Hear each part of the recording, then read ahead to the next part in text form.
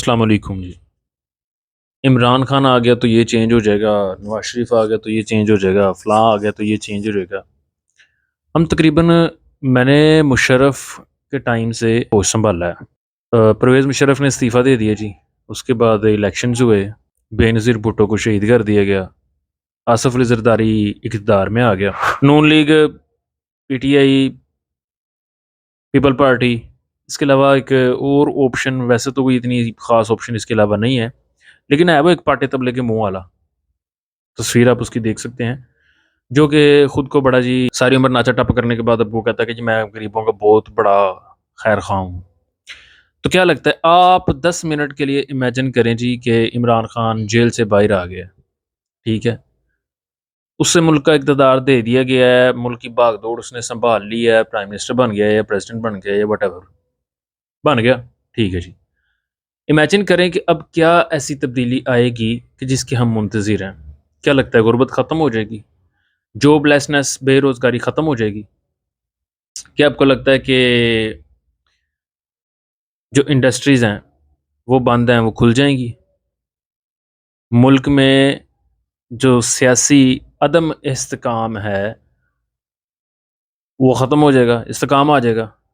Never. उसका जवाब है जी ना। ना नहीं, क्यों नहीं? मैं बताता हूँ क्यों नहीं। इस चीज़ पे मैं बड़े टाइम से नोटिस कर रहा हूँ नाज़रीन, और ये इंतहाई सीरियस और तवज्जो तलब बात है। ये कैसे मुमकिन है जी, हम सारा दिन एक दूसरे को चूना लगाते फिरें। अगर मैं दुकानदार हूँ, अपने ग्राहकों को चूना लगाऊँ, अगर मैं कोई डीलर हूँ तो अपने क्लाइंट्स को चूना लगाऊँ, अगर मैं डॉक्टर हूँ अपने पेशेंट्स को चूना लगाऊँ, अगर मैं वकील हूँ तो मेरे पास जो केस लेके आने वाले हैं मैं उनको फटी लगाऊँ, और फिर मैं कहूँ जी सब कुछ करने के बाद मैं कहूँ जी जो हुक्मरान मेरे ऊपर बैठे हैं वो ईमानदार हों, वो मुल्क का भला करें। और भाई जब हम इनफरादी तौर पे किसी का भला नहीं कर रहे, तो कोई हमारा भला क्यों करेगा? मैं याद करवा दूँ आज बात सर सैयद अहमद ख़ान की।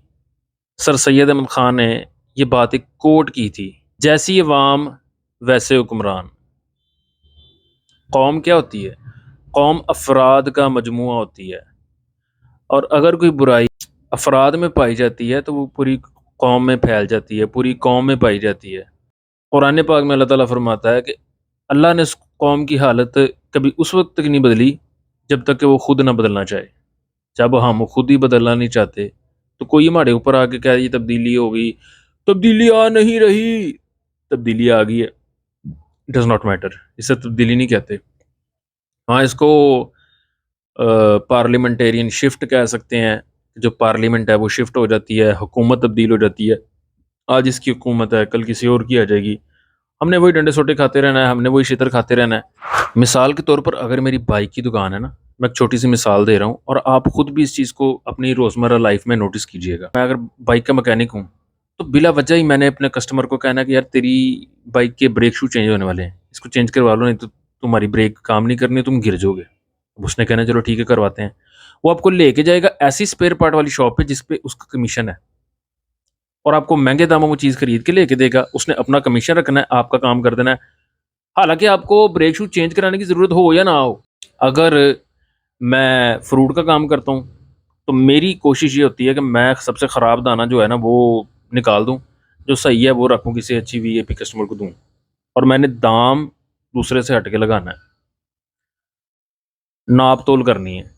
दूध की मिसाल, अगर मैं दूध बेचता हूँ, तो आप ख़वातीनो हज़रात सोच नहीं सकते, ऐसे-ऐसे तरीके हैं जाली दूध बनाने के, दूध में मिलावट करने के, थोड़े दूध से ज़्यादा बनाने के, इवन के केमिकल से दूध बनाने के, कि आपकी सोच दंग रह जाएगी, मेरी अपनी दंग रहेगी। किसी भी चीज़ को उठा के देख लें, बेशक वो लेज़ से लेके हमारी पार्लियामेंट तक है ना, कोई भी चीज़ ओरिजिनल नहीं है। पहले होता था ये 1 नंबर है कि 2 नंबर है, अब 10 नंबर है कि 15 नंबर है, बात यहाँ तक पहुँची हुई है। अगर आपने सरकारी अस्पताल में जाना है ना, जब तक आपके पास कोई तगड़ी सिफ़ारिश नहीं है, आपकी बात कोई नहीं सुनने वाला। बेशक आपने पट्टी करवानी है तो उन्होंने पायोडीन लगा के कहना चलो जी घर चले जाओ, इसको पायोडीन लगाते रहना। अब करना क्या है आपने, गार्ड को ₹100 देने हैं, तो बेशक आप एमएस से जाके मुलाकात कर लो, कोई मुश्किल काम ही नहीं है। सिफ़ारिश और रिश्वत, ये 2 ऐसी चीज़ें हैं जो कि मुआशरे तबाह कर देती हैं। ये सुनने में आज के दौर में बड़ा छोटा वर्ड हो गया हुआ है, सिफारिश, मेरी सिफारिश कर देना, रिश्वत, रिश्वत दे देना। लेकिन ये वो प्रैक्टिकल चीज़ें हैं जिन्होंने मुआशरे को तबाह कर दिया। और जाग जाओ पाकिस्तानी अवाम, जाग जाओ।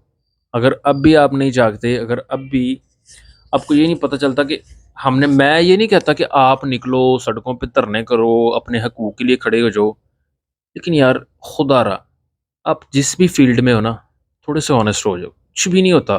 कोई आपको जो है ना, अरबों का नुकसान नहीं हो जाना। करोड़ों का मुनाफ़ा तो पहले भी नहीं हो रहा, अरबों का नुकसान नहीं हो जाना। सिर्फ़ ये कि आप अपने ज़मीर को, एक मेरी बात ये नोट कर लें, रात सोने से पहले अपने काम के हवाले से आपने सोचना है कि क्या आप जो कुछ कर रहे हैं, क्या आपका ज़मीर मुतमिन है? कि आप 100% ओके हैं अपनी जॉब के साथ, अपने बिज़नेस के साथ, अपने क्लाइंट्स के साथ, ईमानदारी में? काबे किस मुँह से जाओगे गालिब, शर्म तुमको मगर नहीं आती।